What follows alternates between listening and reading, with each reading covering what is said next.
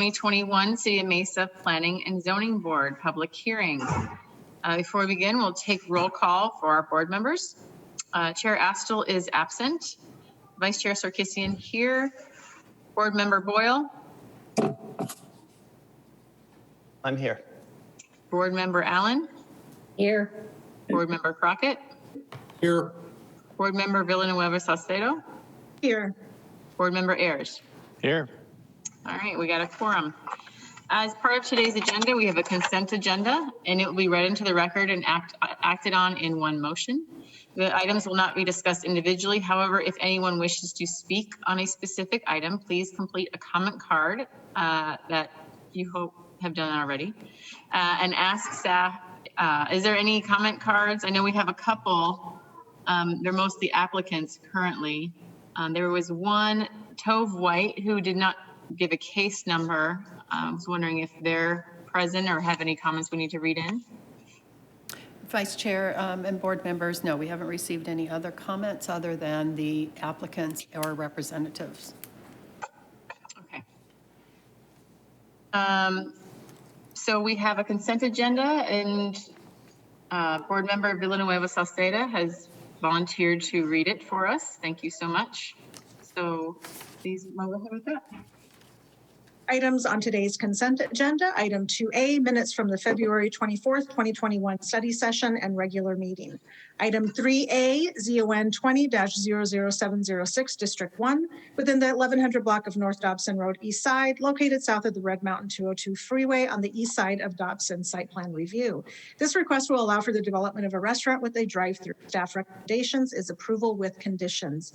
Item 3B, ZON 20-00824, District 6, within the 10,700 block of Guadalupe Road South Side, located west of Signal Butte Road on the south side of Guadalupe Road, site plan review. This request will allow for the development of an automobile vehicle service and repair facility. Staff recommendation is approval with conditions. Item 3C has been pulled off consent. Item 4A, ZON 20-00210, District 5, within the 6,800 to 7,000 blocks of East University Drive South Side, located east of Power Road on the south side of University Drive, rezoned from LC to LC BIZ overlay and site plan review. This request will allow for the development of a commercial center. Staff recommendation, continuance to March 24th, 2021. Item 4B, ZON 20-00846, within the 6,000 to 6,600 block of South Ellsworth Road East Side, within the 9,200 to 9,800 blocks of Williams Field Road alignment South Side, and within the 6,200 to 6,600 blocks of South Crisman Road alignment West Side, located east of Ellsworth Road and north of the Pecos Road. Rezone for 1.7 plus acres of the 337 acres of the property from AG to LR, special use permits, and site plan review on the property. Request will allow for the development of a recreation facility. Staff recommendation is approval with conditions.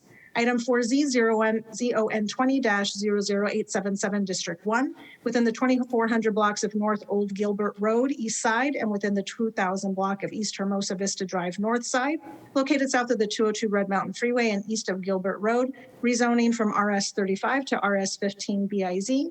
This request will allow for the development of a single resident subdivision.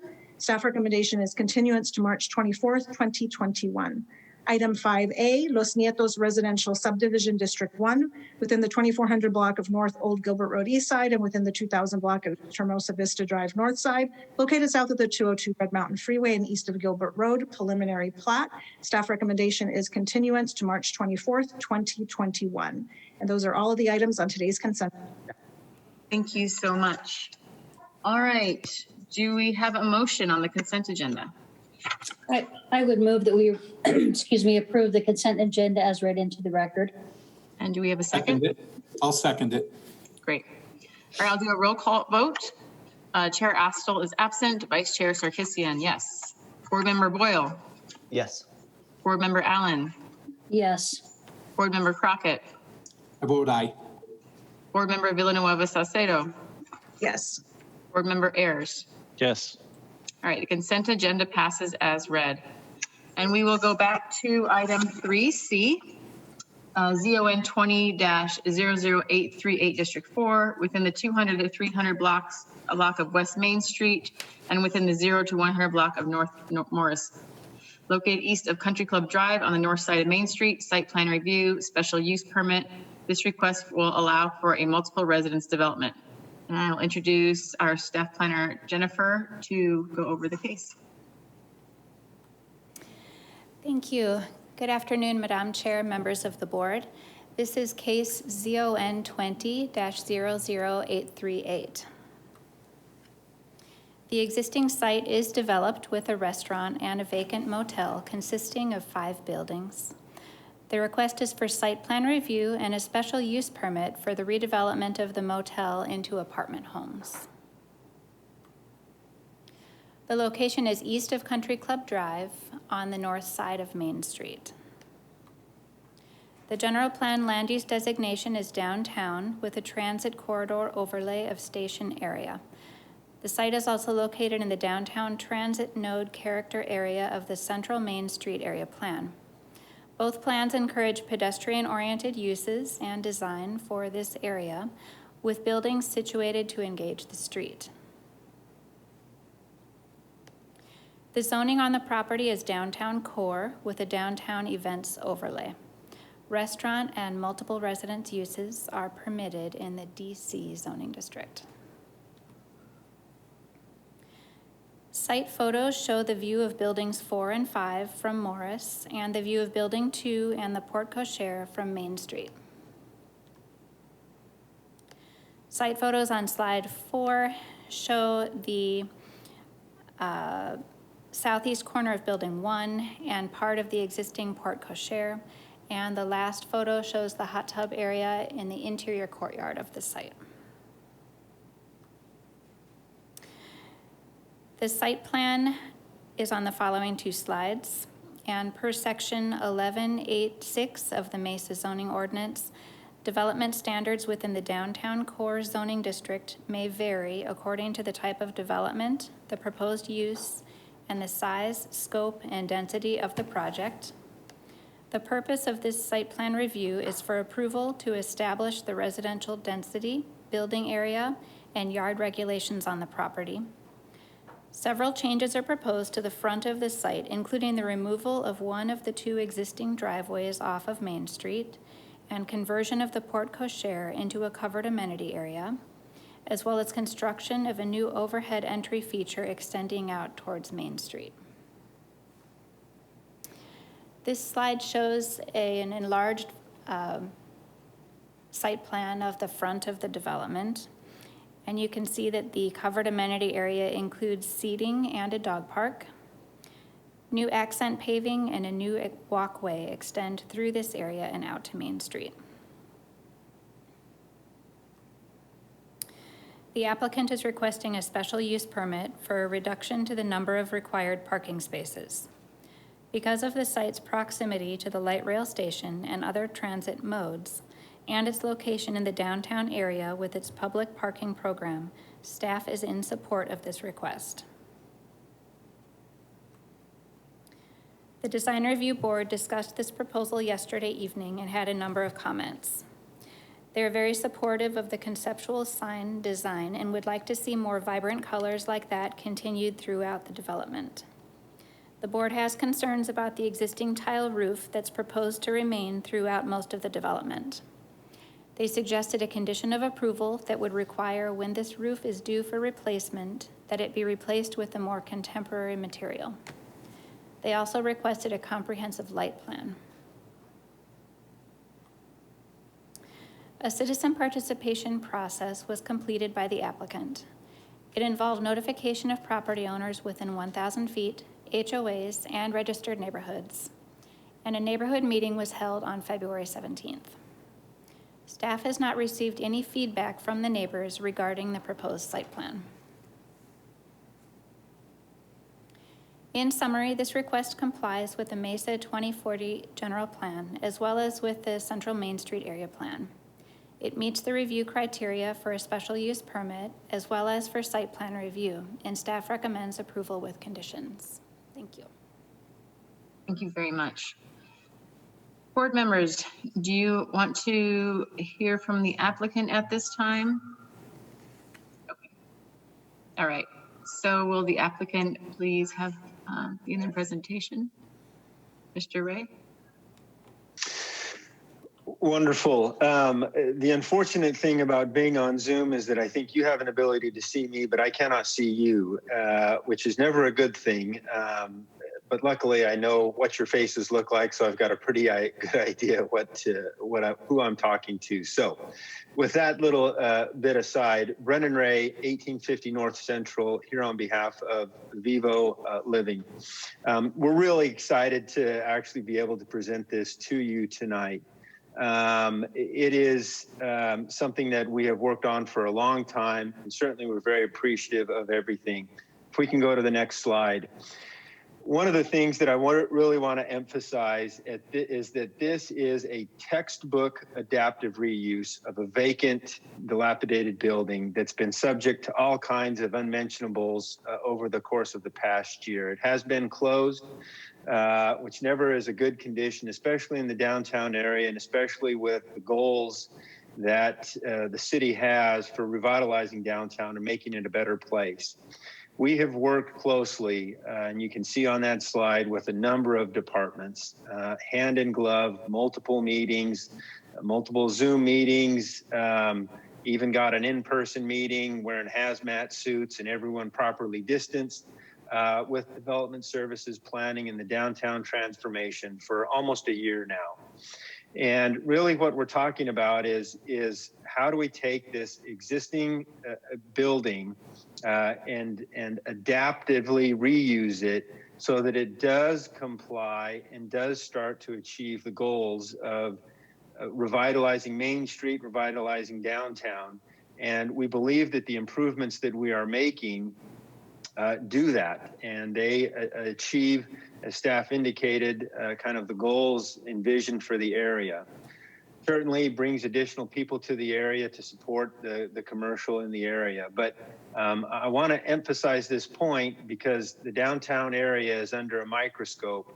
And knowing that, we have done a considerable amount of neighborhood outreach, even though it's not required, as you are well aware, by just simply requesting site plan approval. We had a meeting with the DMA, the Downtown Mesa Association, which is a very active group. That was in November. That was actually in the morning.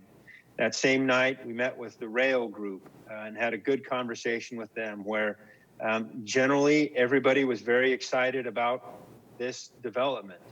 The same plans that we are presenting to you tonight were presented to them back then and received lots of compliments on the design and the things that we were doing to engage the street, engage Main Street, bring people, again, recognizing that it's a building that we're not going to scrape and we can't pick up and move.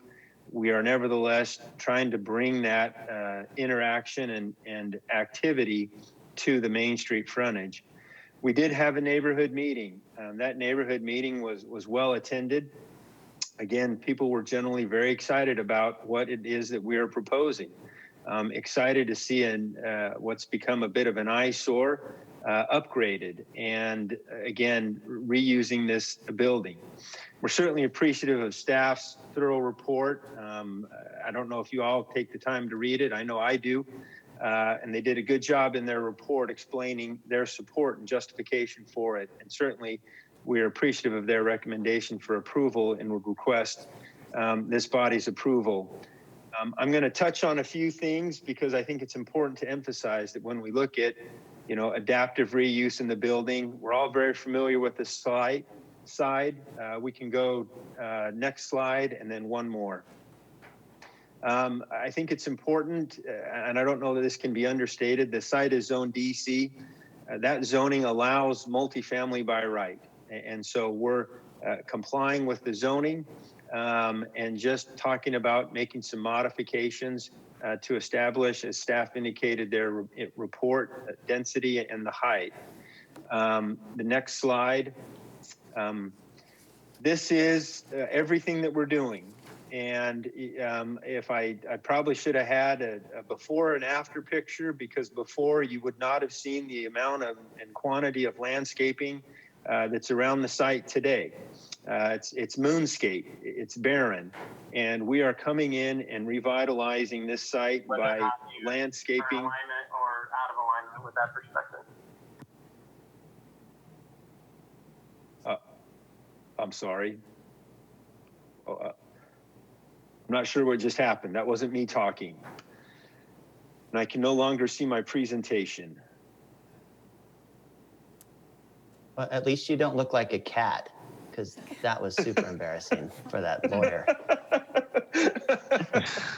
It's still Tim, up, thank by you the for way. that. Yeah, it's still up. We can still see the site plan with landscaping. Perfect. Thank you. I got momentarily sidetracked.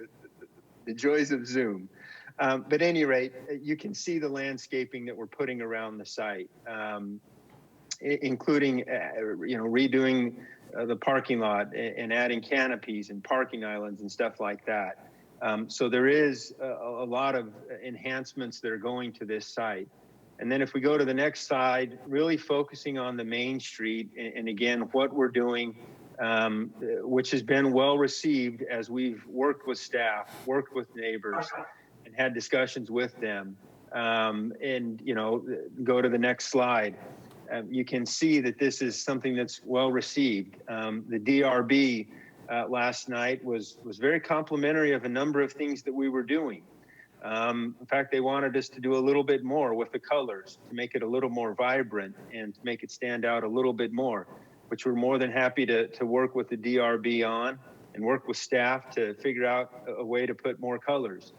The other thing obviously was the roof, and we appreciate that when we're talking about adaptive reuse and redoing an old building, things have to sometimes go in phases. And this phase one was very important because it hopefully sets the framework for future redevelopment and what we could expect with adaptive reuse as it continues up and down the light rail and Main Street. And so, we know that we're going to have to, when we go in to repair that roof, or redo it, that we're going to need to bring it up to speed with everything else. And that's something that's okay with. We get it. We understand. That's why there's phases in this. And this is kind of the initial phase. If we go down 2 slides to slide number 10, this will give you kind of a more real feel for what we're hoping to do with the bright lights, with the metal beams, with the standing seam metal roof. And then what we're doing, if you go to the next slide, is kind of, again, focusing on the adaptive reuse. This is the westernmost building that if you've been out there, it does have that fireplace actually sits out there today.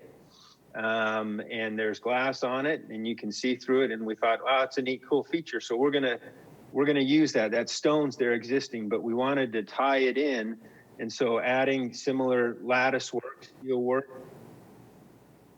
and, the standing seam metal roof. Next slide. We're upgrading it. It's going to be a fenced development, gated community. I've got one gate up in the northwest corner because of where property lines are that don't allow me to put a gate there. And we're okay with that, but you can see we're doing this. So a comment that was made during the study session about, I think Nana made it, about interior improvements. I know that normally that's something that's not discussed, but I think it's important to emphasize everything that's going into this building. So if we go to the next slide, there are a number of common area interior renovations. This is building 1, the lobby when you walk in. If we go to the next slide, we are revising that from the current lobby that it is, and it's going to be a proposed game room and lounge area. And you can see on there, we've got a coffee station, and it really coincides, these interior improvements to this area, with what we're doing under the porte cochere with the dog park and the seating area out there and all of those changes. Again, trying to very actively engage this area and make improvements as such. If we go to the next slide, this is kind of a 3D perspective of what that interior area will look like. The next slide, this is just another angle of it. Also within, if we go to the next slide, within that same building is a proposed fitness center. And if we go to the next slide, you can see what's doing there. Again, glass so that people are able to see and work out and do all kinds of stuff like that. So that's in the one building. If we go to the next slide, over in the other building, where there used to be an old sports bar, used to have a lot of Cubs memorabilia in it. That is now being converted into a co-working area. It's a place where residents are able to come and plug in their laptop and sit there and work and enjoy other company and be able to socialize and interact. And if we go to the next slide, there's an idea of what that kind of co-working area will look like. And so we're really excited about all the things that we're doing because, again, as we've worked with a number of people, we've had a lot of compliments along the way for what we're doing, and people recognize and appreciate what we're talking about when we're dealing with adaptive reuse of this existing building. And so I can go into the details about the special use permit, but I think staff's presented that well, and we believe that justification to reduce the parking is warranted, especially when you look at everything that's going in the area. So with that, I'm happy to answer any questions that you all might have, but we would request your approval in accordance with staff's recommendation. Thank you very much. Does any board members have any questions for the applicant at this time or staff? Can I start, Chair? Sure. Board Member Royal? Question about this, since we just saw that other, that sports complex project that had a pretty extensive parking study as its justification. I'm looking through the notes. I don't see a real parking study that was done. How was this parking figured out? What was the genesis? What are you comparing it to? Was it done with a real study, or was it sort of just estimated based on similar projects? So thank you, Chair, Board Member Boyle. No, an official technical parking study was not submitted in connection with this application. My client, and if we need to, Elliot Thompson, whose video may have popped up, she's done a number of developments with this particular client. She can speak to it, but this is based on his experience in working in other places. And with these being all studio apartments, as was discussed during the study session, there's a little lower demand on parking. And I think staff, if you were to look on staff's report, on page 4 of staff's report, they run through the criteria by which they judge things to reduce the parking. And those findings, those 3 findings, and they've done a great job when we look at the analysis of that. The other thing that I would tell you is that, as we've looked at it in an urban infill setting, and I think Board Member Boyle, you spent some time in New York, if I remember right. Certainly, I did, yes. There are, we're in great proximity to a lot of public transit.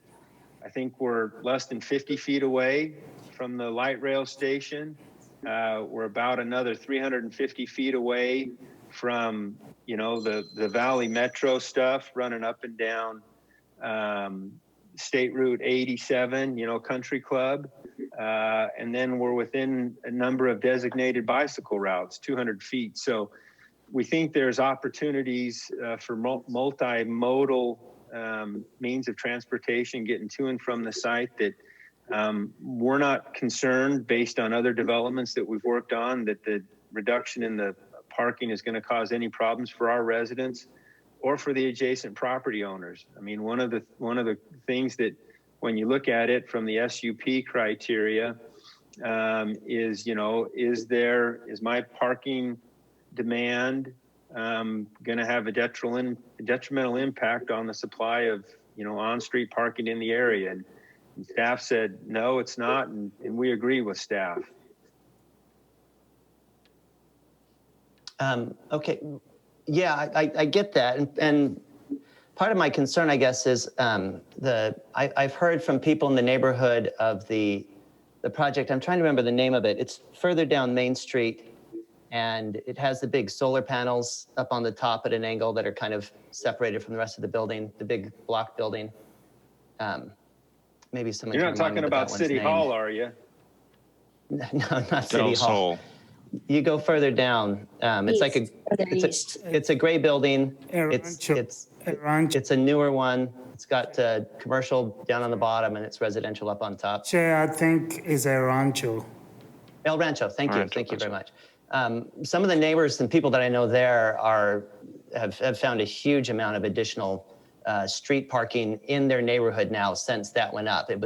I think it was given reduced parking. I think it might have even been form-based code or something like that. And this is part for me. I'm an architect. I'm working a lot in downtown. The form-based code and these things allow a significantly reduced parking, and I'm concerned about it. So this is not just criticism. This is me just wondering: are we doing the right thing with the way we're doing parking? The neighborhood around El Rancho has said there's a very hard. They have a real challenge with parking now that's gone in, and all of the street parking that was not required, or all of the private parking that was not required for that has now spilled out into the neighborhood. And so I'm concerned that maybe our numbers are off on that. And that's where, when there's not a parking study and it's just kind of estimating this based on other things, that makes me nervous. So that's it for my concerns on the parking element of this. I appreciate, Brennan, the images of the inside and showing how you're planning to make this more of a kind of an upscale thing. The outside of the building concerns me because it's an older building. It seems pretty tight. It doesn't seem like there's any private open space for each resident. There's not room for them to have a little balcony or something like that. They're kind of just squished into these units there. But I do feel better about it when I see that there's some public open space, at least for public within the site. That makes me less nervous about it. And I think that the finishes have a huge amount to do on it. If it ends up looking like those renderings that you showed, I think things could go well. I think there's also kind of a on the cheap way of doing that, where those won't be nearly as productive and nearly as conducive to the downtown that we're hoping to get in this area, and that me and countless others in the neighborhood are spending a lot of time and effort. I'm bringing lots of developers down into this area, trying to get new development, try to get new things. And if this goes, it could go either way. If this goes south, then it hurts our ability to bring other good stuff into downtown if these things go this way. And I guess that's the basis of why I'm nervous about the direction that this is going. Through the chair, Board Member Boyle, I completely understand. As you can imagine, I've heard for a long time, and I know you and I have had lots of conversations about quality, not only in the downtown area, but just generally throughout Mesa. And I know it's Nana's probably sole purpose to ensure, and hopefully Nana, you're smiling, that it is your sole purpose to ensure that the quality of the developments that come into Mesa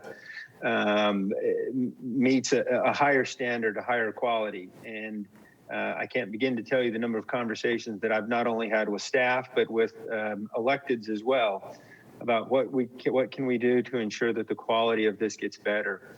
And I think, with the number of people that we've touched, and again, no one told me, Brennan, you absolutely must go meet with the DMA. No one said, go meet with Rail. No one said, have a neighborhood meeting. But because of the importance of the location at Country Club and Main Street, because of the potential, what future development might look to, we worked closely with staff, and to staff's credit, they pushed us, and to my client's credit, he stepped up to the task in terms of ways that what we're doing to engage Main Street and make it more exciting and more vibrant. And as I mentioned, with adaptive reuse, and you all maybe have experienced it more than I, we improvements to buildings come in phases and stuff like that. So had a lot of people look at it. A lot of people have been complimentary. In fact, I don't know that I've heard, other than a comment at the DRB hearing last night, that my Vivo sign looked like something from Kmart. I think that's the only negative comment I've heard as we've reached out to a very large group. And if I may, again, this is Elliot Thompson. I'm here in Los Angeles. I've worked with the ownership on numerous projects over the last several years. And to be clear, from some of the pictures that Brennan highlighted but didn't necessarily touch on, there's one that's up right now. In vivo is Latin for basically in the living, and there's almost a connotation of like in a living community. And that's what they try and strive for. And the reason they picked that name is because they try to have a holistic view of this. You're right, the individual units are small. And what we try and do is we do try and create, such as you're seeing on the screen, a work area. So where people can go and they'll have Wi-Fi and they'll have, all the technology that they need. They'll have tables, they'll have desks, they'll have printers, they'll have everything that they need for almost their own little communal WeWork situation. That's part of the monthly rental that they pay. They get that aspect to it. There's a nice brand new gym that's almost completed. We always put a really nice state-of-the-art fitness center and gym that's included. There will eventually be some individual storage units only for the tenants of the building. And the whole point is, you're right, they don't have individual balconies. We wish they did. It's not really anything feasible. But a lot of times balconies and patios are storage areas, right? That's where people stick their extra stuff and it all becomes kind of cluttered. So we try and actually find places in these spaces where we can create storage bins and other things so that, again, everything that they need is on site. We also will have a community room with like a whole entire coffee bar, if you will.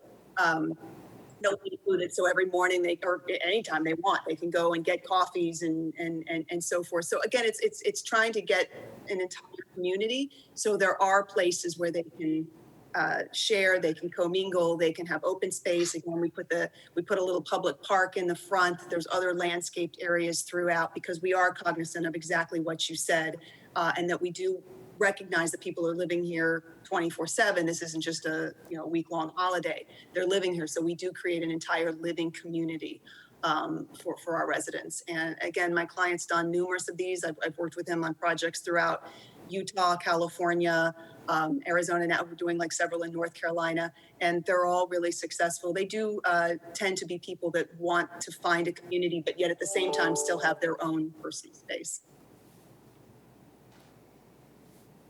Great, thank you for that information. Can I ask a follow-up on that then? So again, this is just to get information that could be useful. Typically in a situation like this, if there are 150 studio units, how many, do you know about what the ownership of vehicles is for this sort of scenario? You're talking about automobile? Yeah, because of the other places that you guys have done or that your client's done, some of their research, I assume, is saying, look, there could be 100 units and some number of these people actually have automobiles that need parking spaces. And a lot of that is driven based on how closely we are to public transportation. So for instance, in Southern California, primarily in Los Angeles, we have finally kind of come to where the rest of the world has been for several years. We're lagging sorely behind the rest of the world in a lot of things, but certainly in public transportation. But in areas where there is a rapid bus line or there is rail, they actually don't require any parking on site, which I think is a little crazy. But we are seeing probably as much as a 50% reduction if you can be within 2 blocks. And in Los Angeles and Southern California, Orange County and so forth, we're looking at like roughly 2 to 3 blocks is the circumference under which you could probably get anywhere between a 35 and a 55% reduction in the number of cars that people will have.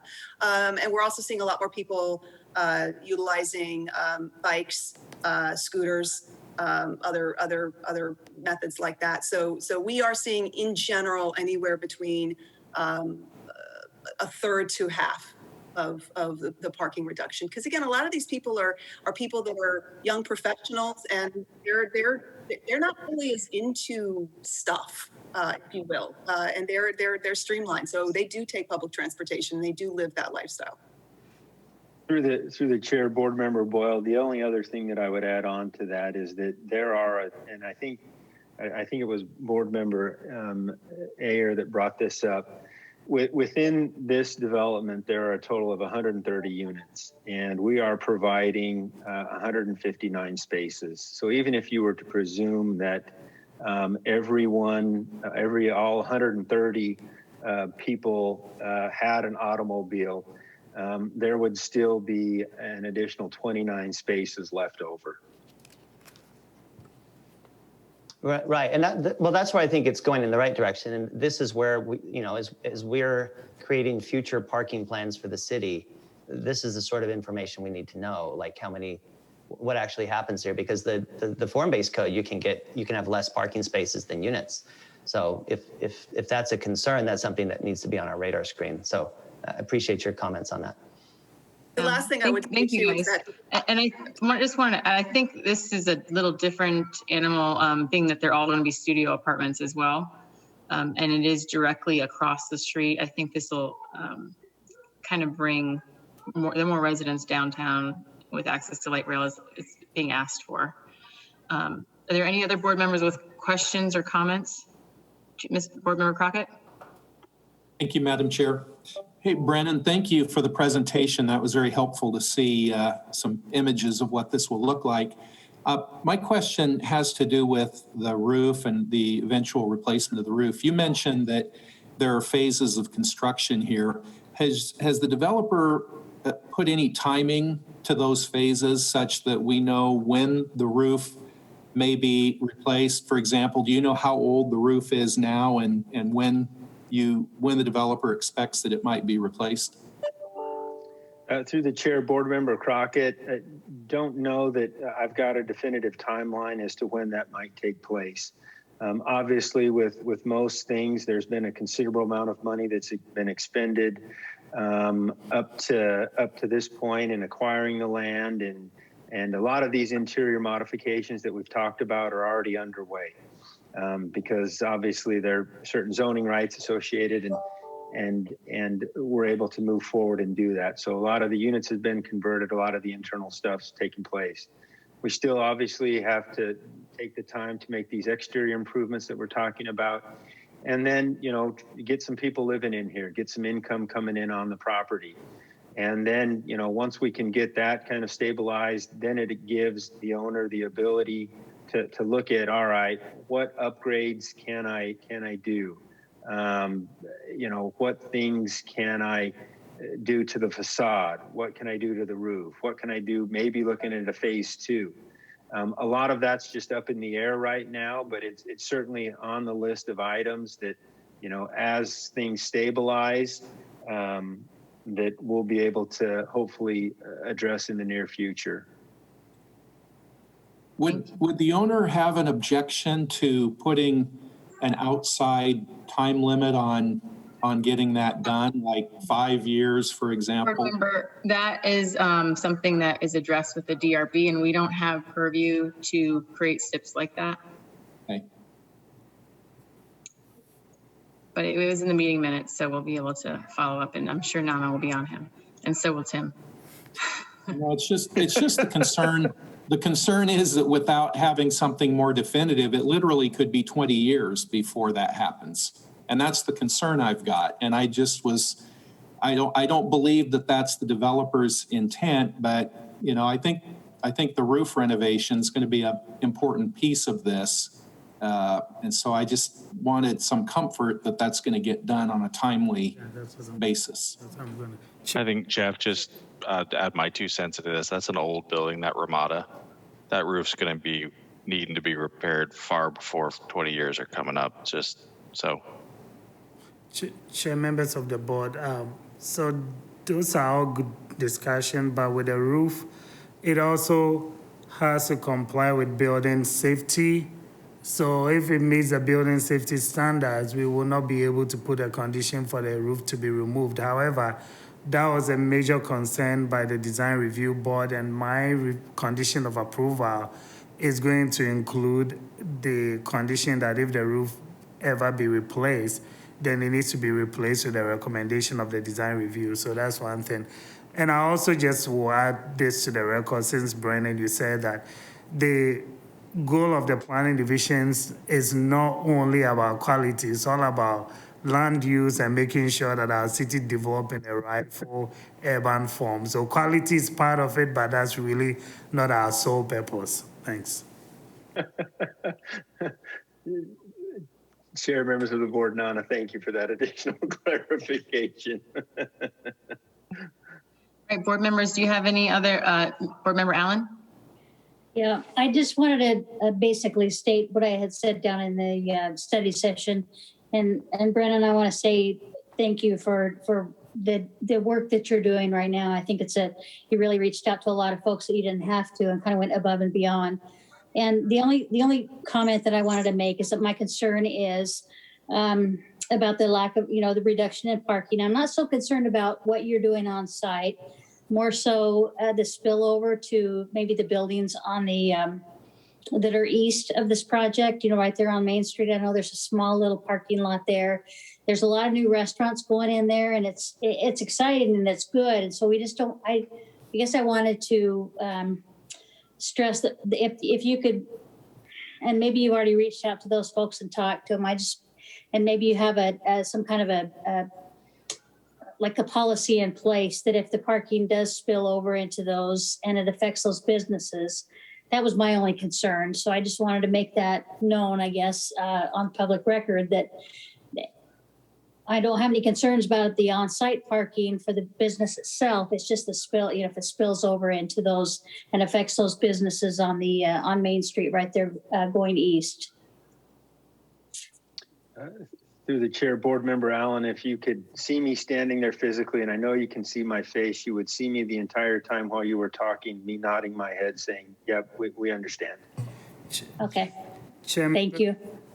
Chair, board members, I think one of the things you can recommend to the applicant is to include that in their contracts. So whenever people or their lease agreements, to make sure that people notify their visitors not to park on the streets and all that. Something that, we will not be able to enforce as a city, but something that will make it more visible. Well, and that's a good question. I mean, let's say that for some reason people double up in this apartment or in this complex. Where is the spillover? I don't know where people would even end up parking because of where it's located. Through the chair, members of the board, I think what Nana was saying in terms of making sure that we have, a provision in the lease that, notifies people of where they can and can't park. I don't believe that would be a problem to have something like that. Certainly we've talked about it, and it's something that we'll do because we understand the concern. And I also want to just throw in something too. You previously asked me in terms of experience with other similar projects, both with this client as well as other clients. We don't see an issue in projects that are primarily made up of studio units, like we do in 1 and certainly 2 and 3 bedroom unit projects, in terms of additional roommates that aren't named on the lease, and suddenly, you do a minor repair and you realize there's 6 people living in a 3-bedroom apartment where there was only supposed to be 3.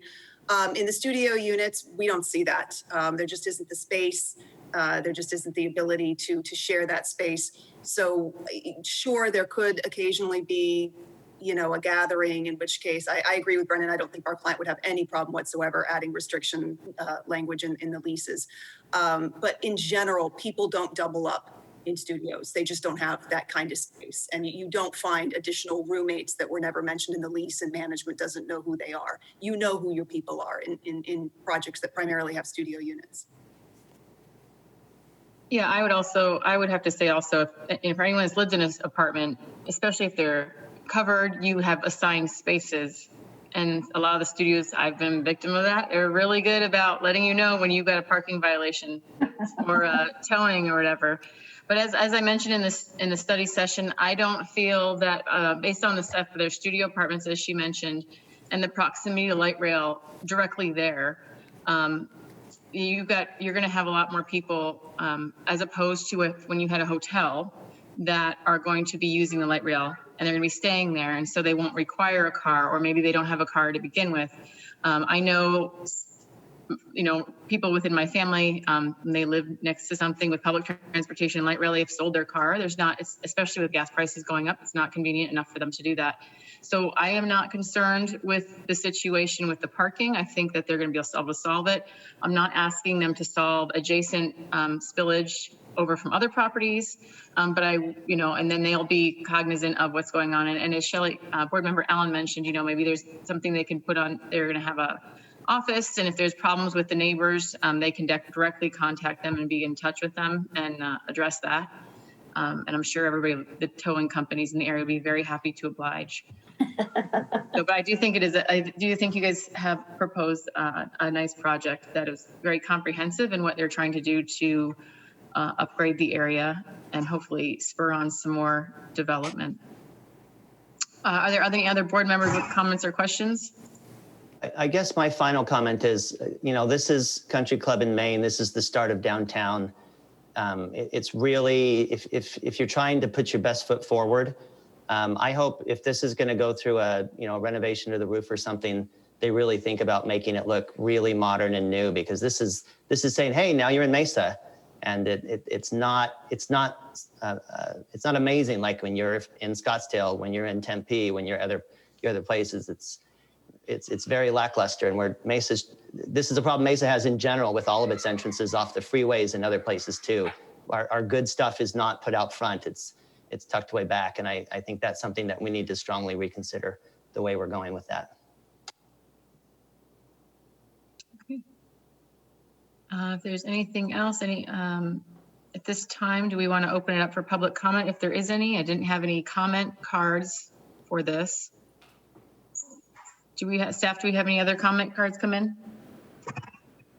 Vice Chair, we still do not have any comment cards on this case. A friend of mine said he filled one out, but is that not, he's contacted me and said he did. Do they not show up? It says it has to be done an hour beforehand. There was one that was on there without a case assigned to it. I don't know the. Yeah, I don't know how the system works. I'm just a neighbor that had tried to go to one of the meetings earlier and couldn't do it. It's tried to fill out a card, but it may be too late. Does the software not update after a certain period? Becky, can we read the comment card that we got just for the sake of in case if it was for this case? Certainly, I received a comment card that didn't have any comments in it from a Tove White, Tove, and they did not indicate which case they wanted to speak about. Their phone number is 602-568-2721, and they did not leave an address. I have not received any other comment cards from anyone that didn't indicate they were representative or an applicant. So if the meeting's already started, do they not show up? I'm not sure what time this person did it. No, I would receive them as we are having a meeting and through my email address. Okay, he's saying that it is, but something we might need to check into. Chair, board members, I'll ask if that person is on the line. Maybe we can give the opportunity for the person to speak. Is there anyone on the line? Hello, this is Derek Roseman. I submitted to speak if possible. Yeah, go ahead. You have 3 minutes. Thank you. So I'll be brief. The developer says that they met with a number of neighborhood organizations. They did not meet with the one I represent. There's a number of us here in the Mesa Grande group, which is the oldest organization here in West Mesa. Many of us are opposed to this development for a number of reasons. We're concerned about the living space. the tiny living spaces, maybe the poor quality of the construction. The roof is a significant concern. I think that once the city puts their stamp on this, there's going to be no way for the city to enforce any kind of repairs, remodels that don't fit with, that aren't necessarily endangering people. I'm concerned also with the parking. There's no doubt in my mind there's going to be significant spillover in the neighborhoods. But lastly, I'd like to end my comment with the beginning of this call. You mentioned that the general plan supports this. I'd like to say that it doesn't, and I'll be specific as to where it says that that this may not fit. Page 4.1 of the 2040 general plan, it states, neighborhood schools are often a key component of a strong neighborhood. Schools can provide a significant focus for families within a neighborhood. Further goes on to state that the design and maintenance of the neighborhood surrounding schools can affect the quality of the schools and the role they play in the neighborhood. When the neighborhood population is largely transient, it is difficult for schools to provide the same level of service compared to more balanced and stable neighborhoods. On the next page, bullet point 2, it says that developments, multi-residence developments, working with the local school district to evaluate the impact of multi-residence development on the schools that would serve this development. It does not sound like this was ever accomplished. I would like the board and members of the board to do what is ever within your power to stop this now. Let's refocus on a study for parking and not just rely on the experience of the developer, and also rely on a study on the impact of the neighborhood schools and how this will affect them. Thank you. Thank you. Can you state also, I forgot to ask for your address for the record. Name and address again.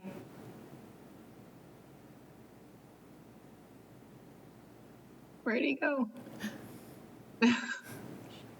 Sorry, Jim, I'm talking to myself.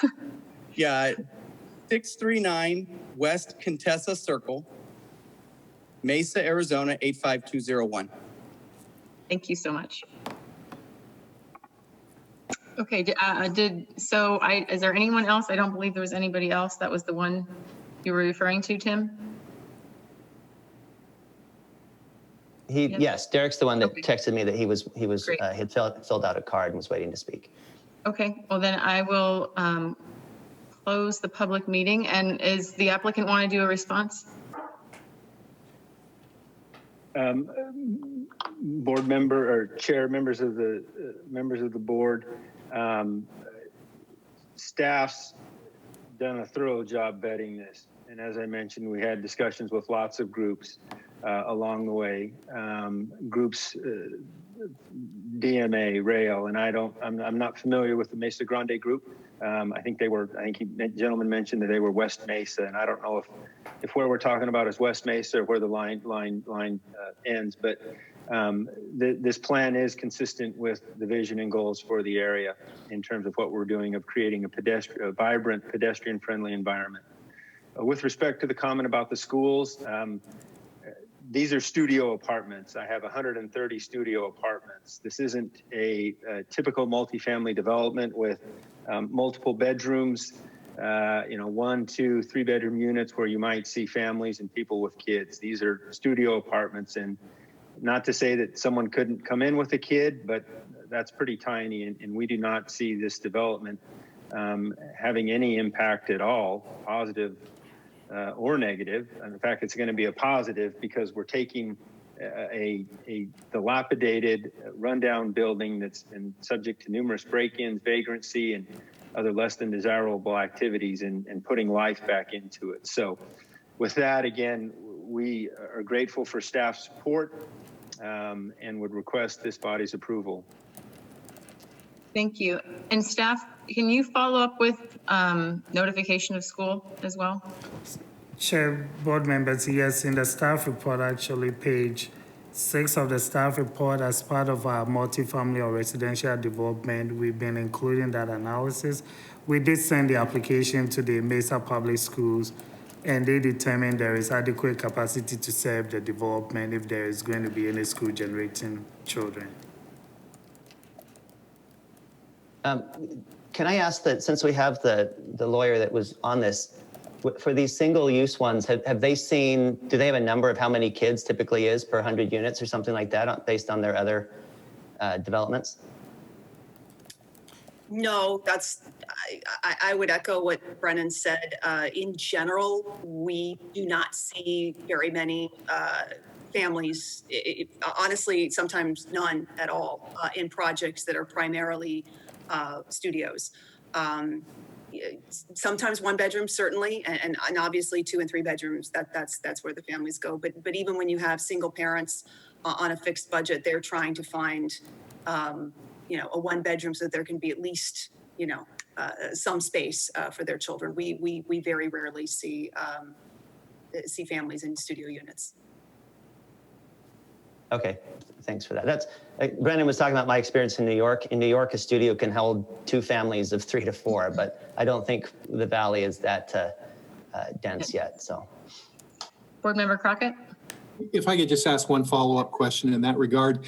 Is, Brennan, do you know whether the leases are going to limit the number of people that can occupy one of these studios? Through the chair, Board Member Crockett, that's a great question that I don't have an answer for, and I don't want to go speculating or guessing that. I think that as we look at housing and stuff like that, I think there's sometimes federal criteria that comes into play in the definition of what a family is and stuff like that, that kind of dictates that better than I would know. I can tell you right now, there are federal laws. I don't know what Arizona laws, certainly California has very robust laws, but there are federal laws in place, and we have no right to define a family. I will say that just in general, we don't, again, it just doesn't really come up very often. I mean, I'm trying to think if we've even had a situation where there were roommates, and in general, usually not. And keep in mind, I mean, a landlord has the right to say no. So if a tenant comes in and says, hey, me and my 3 roommates want to come in and rent one of these studio units, you could say, no, that's too much wear and tear. It's too much, in a unit. But in general, we don't see it. And it's certainly if it's, a familial relationship, we don't have any right to decide any of that, in regards to housing laws. And Chair, board members, this is Charlotte from the City Attorney's Office, and I just wanted to remind you that this is a site plan review case, and so in looking at site plan reviews, we're not really looking at the occupancy of the units. No, I understand. We've had a discussion regarding the parking, for example, for the special use permit. And, if you had 6 people in a unit, it would make a difference as opposed to, 1 person in the unit. So I was just curious. Okay, thank you. All right. I think I don't see any more people raising their hands. We don't have any more calls from the public. I think we have thoroughly discussed this. Does anyone have any final comments, or do you want to have a motion before comments? I appreciate what this brings to the downtown in terms of density. I'm not concerned with the parking. To echo some of my other peers on the board, I think maintenance and long-term sustainability is always a question. I mean, it certainly comes up repeatedly, not just something with this issue. But given all that, I'm pleased with what I see, and I would recommend approval of item 3C, ZON 2000838, District 4, within the 2 to 300 block of West Main Street North Side and with the 0 to 100 block of North Morris East Side, located east of Country Club Drive on the north side of Main. Site plan review, special use permit. This request will allow for a multi-residence development. Staff recommendation approval with conditions. I motion to approve. A second. And second by Board Member Allen. All right, I'll do a roll call vote. Chair Astle is absent. Vice Chair Sarkisian, yes. Board Member Boyle? No. Board Member Allen? Yes. Board Member Crockett? I vote aye. Board Member Villanueva Salcedo? Yes. Board Member Ayers? Yes. All right, and that motion passes. So next item you all on the very agenda is, there are no more items on the agenda. So do we have a motion to adjourn? So moved. Second. Second. Third. All in favor? Aye. Aye. All right. Aye. All right. Thank you, guys. Have a great weekend, and we will see you later. Thanks.